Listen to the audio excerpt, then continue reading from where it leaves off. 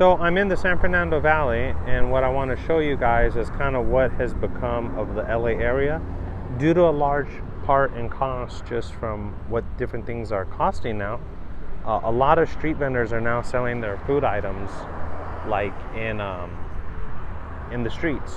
So it's a very common thing now to see different vendors, selling items in the streets. So I'm gonna try to take a look at some of the different spots and see, what are the different places that you see, selling food items.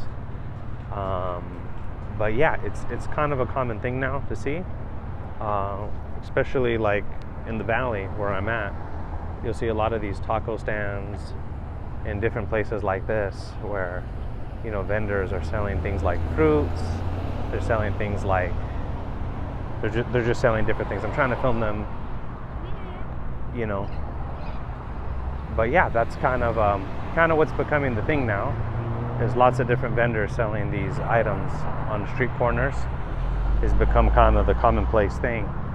So this is again in the heart of the San Fernando Valley, but I want you all to see how many of the vendors there actually are now, because there's quite a few different ones.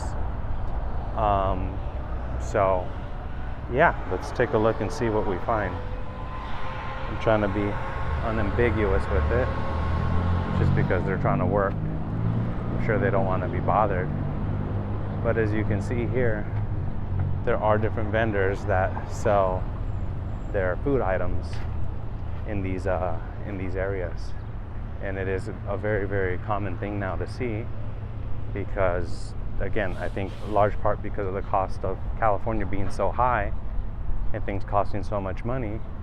It's just very common now to see different types of street vendors, selling items. And technically they're not supposed to be here, but at this rate, nobody says anything, so they just continue on, and that's just kind of the way it is.